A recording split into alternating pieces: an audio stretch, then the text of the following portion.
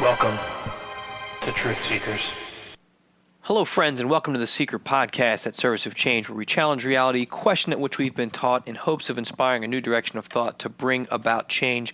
I'm your host, Dennis Snappy II, with Service of Change, where you can read my book for free, I Am Human and We Are Not Who We Think We Are, at serviceofchange.com/I Am Human. I have a interesting show tonight based on a personal experience I had during the week, a thought that was inspired by personal experience this week, but I'm talking about the importance of community spirit, and as truth seekers, how we try to find and build those communities. It's something I think that's very important. Some of us are doing a great job at it, others not so much, and that's where we end up feeling kind of isolated and lonely. So I'm going to get into that a little bit tonight and talk about it. Before I do, as you know, I pre-record these shows. So today is March 22nd, and terror struck Belgium today, and it's very unfortunate. The tragedy that has happened once again.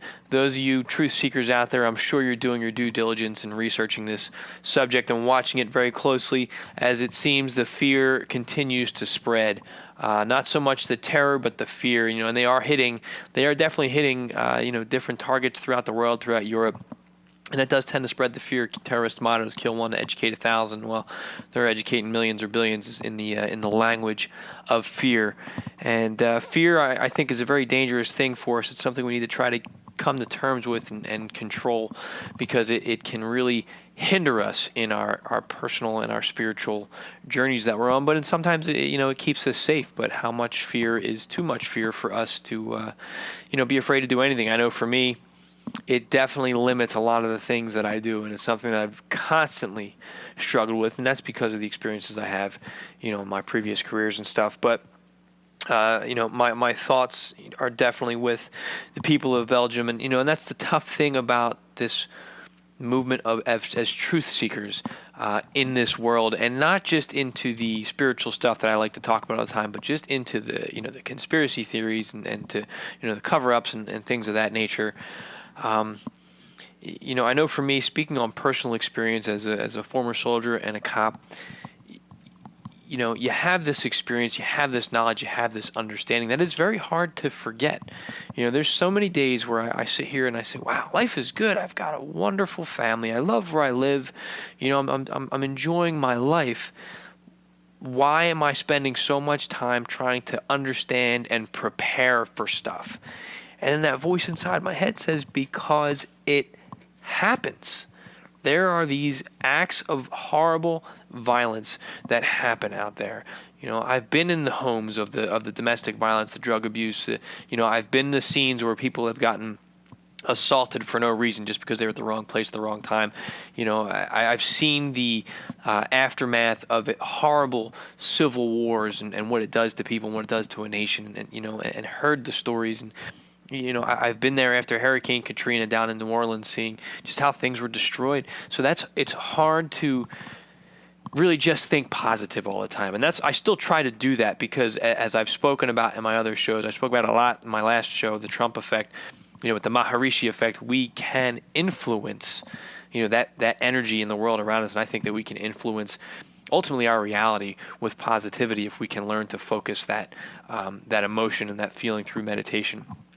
But, a few more of us need to be doing it. A small amount can influence, a large amount. But still, my point is, we have to find that balance, because there is scary stuff out there, but we can't spend our whole lives sitting here afraid to go out. And I'm guilty of that as well. Like I said, and it's something that I work on every day. And that's kind of what I want to talk about tonight. That's a good segue for me. I guess about a week ago, I read in the local paper where I live that an individual was killed tragically in a car accident, and he's a member of my local community. He lives, in my neighborhood, and I've known the family since I was a young child. I didn't know him very well. Because we were in the same community, we knew each other. But my mother was friendly with the family, and people that I'm friendly with were friendly with the family. So I felt I wanted to be there to support this family at the funeral service last week. I just felt drawn to be there because the guy was a good guy. He was a loved guy, and you go and you try to support your community, and that's what I did. So I went there to this service, and it was one of those funerals. And when I go to a viewing service now, I have to prepare myself, I guess, mentally and spiritually before I walk into it, because I'm so sensitive to all those emotions that are running raw. I've walked into some services where it's like I'm getting hit, with a sledgehammer. The emotion is so strong and sad and heavy walking into that I've actually had, it's almost as if I'm being pushed back out.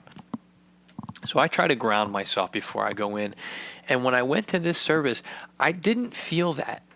There was a lot of sadness there. Don't get me wrong, but there was a lot of joy there as well. And that I thought was a beautiful thing. It wasn't one of those funerals that you just feel like it's draining the life out of you because it's so horribly sad.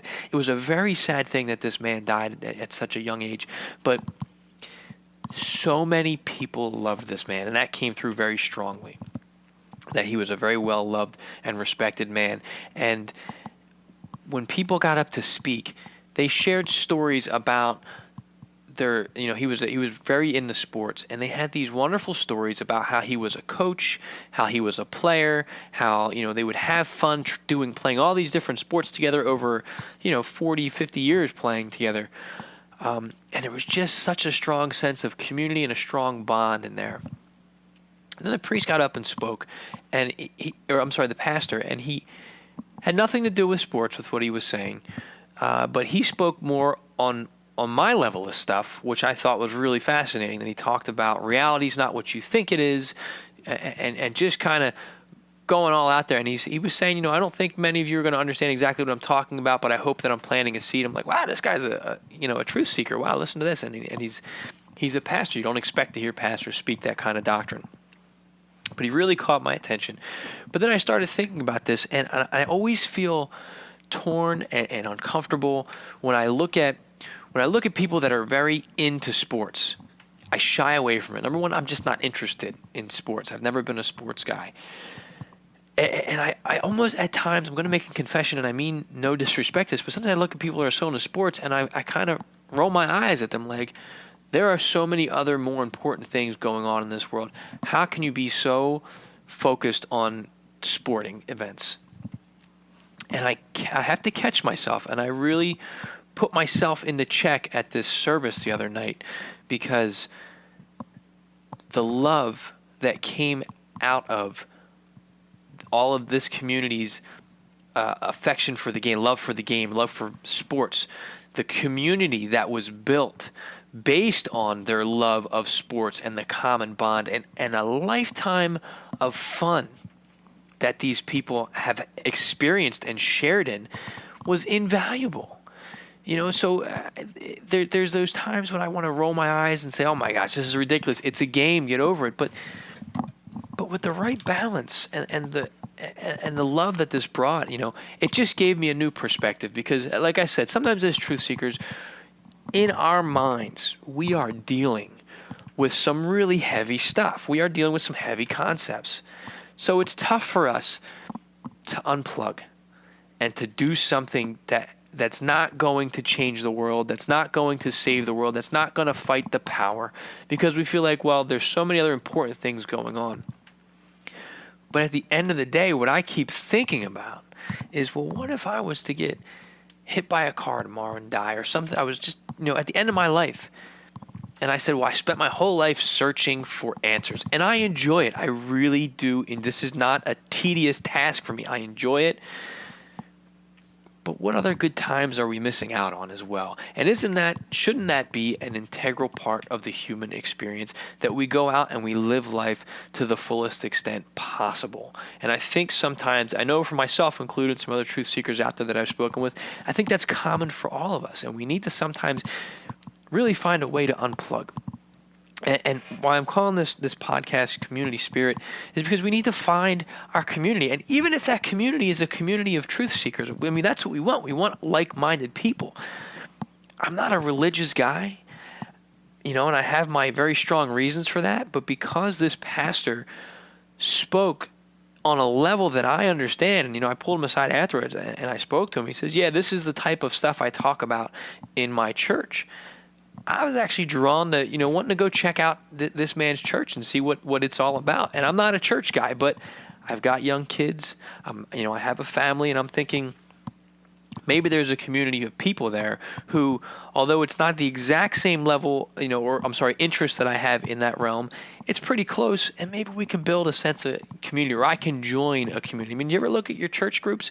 I know a lot of times people get frustrated with organized religion and the dogmas behind it, and I share some of that, but there's such a benefit to that as well. These communities of people, they do a lot of good. And they seems like they have a lot of fun at the same time, and my wish is that we could have a community of like-minded people who have the same interest or the same path as us as truth seekers, especially, with the things that I'm looking into and that I talk about in my books, with I Am Human, Food for the Archons, and things of that nature. I'd love to build a sense of community like that, or to join a sense of community like that.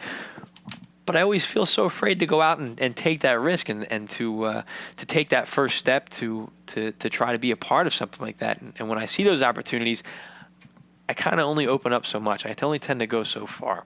And maybe this is more just me, a personal vent session for me. I hope that's not how it's coming off. But my point is, I think that it's important for us to build that sense of community. And I think that's something, at least in America, that has gotten lost, is that we don't have a strong sense of community. Say there's pockets of it here and there, but for most of us, we don't have that anymore. We go to work, we have our work friends, we have our college friends, we have our home friends, we have our neighbors. We don't really have that strong sense of community anymore. We're back, early back in, I guess, the 50s and the 60s, you had your neighborhood and everybody was involved. You had your block parties, you had your birthdays, and everybody in the neighborhood was there, and everybody, and I guess you see that with some of your church communities as well. I just think that's lacking. I think that's so important. I think that besides all this knowledge that we're trying to seek and to obtain, I think we also need to make sure we take time to enjoy the human experience. And I think if we do that, it reminds us that there is something that's worth fighting for.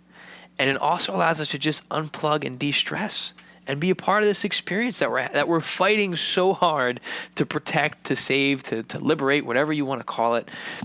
Well, let's take advantage of that. And I'm not saying kick back all day long and stop your searching, and but find some time, make some time, and be a part of something beyond what we're normally doing, because you learn stuff. You learn stuff in places that you may have never expected to learn things, and sometimes it takes a while for those lessons to kick in, but having had multiple careers myself, I can tell you, I'm amazed at the things that I've learned, on a spiritual level that I never expected to learn, showing up on a domestic violence case as a police officer, or, being a teacher in a middle school, classroom. So it's amazing the wide range of experiences that you can have. So what I'm saying is, if you have an interest in something, go out and explore it and see what sense of camaraderie is there, what sense of community is there, and what you can build on that, and how you can grow and again, be a part of it. You share their interest, maybe they'll share your interest, and who knows? Who knows where it's going to go? But the goal of this is for us all to grow together. All right, I'm rambling now, as I tend to do from time to time, but, this is kind of a different format for the show tonight. I'd love to hear from you. I'd love to hear your feedback. What I'd really love is to hear some suggestions on what you would like to hear on this show. The fan base is growing, and I'm so thankful for my repeat listeners and for my new listeners. I want to hear from you. Go to servicechange.com, click on the Seiker Podcast link, and there's a box on the left-hand side. You can put a comment. You can put something, hey, I'd love to hear about, this topic, or here's a link. Check this out. Can you talk about this on the show? I want to hear from you. I'm looking for stuff to cover this week. I was thinking long and hard. I wanted to do this topic, but it's not, it's not the norm for a topic. So sometimes I do run out of ideas on things to cover. So I'd love to hear from you, and what your thoughts are and what you'd like to hear on the show. And also, if you'd like to support the show, click on that bookstore tab at servicechange.com. Any purchase of any of the books, published by Service Change, that's also going to help support the show because, I can definitely use that support. And there's many ways to listen: iTunes, SoundCloud, the Service Change app. You can get by clicking the app at the banner at the top of Service Change. And lastly, I'd love for you to sign up for the Service Change, the Seiker Newsletter, where you'll get exclusive content from me every week, along with links to the show and the show notes and things of that nature. And that's the best way. Besides the Facebook page, besides Twitter, besides Instagram, the Seiker Newsletter is the absolute best way to keep in touch and to share your thoughts and to get the latest updates and the progress reports on Food for the Archons, which is moving along quite nicely, I might add. Made some good progress on it this week, moving into, I think, the third section of the book. So I'm pretty excited about that. Oh, and then lastly, check out the forum tab as well. It's a new forum, so the numbers are growing, but we can go on and talk about the show and stuff right there if you enjoy those online chats and the online forums and everything. It's another great way to communicate and stay connected. So that's all the time that I have tonight. I'm going to go ahead and end the show here. Thank you so much for taking the time to listen to this episode of the Seiker Podcast. I'm Dennis Nappy II with Service of Change, where small changes among the masses can have a massive impact around the world. I encourage you to be that change, never stop questioning, and keep an open mind. Thank you.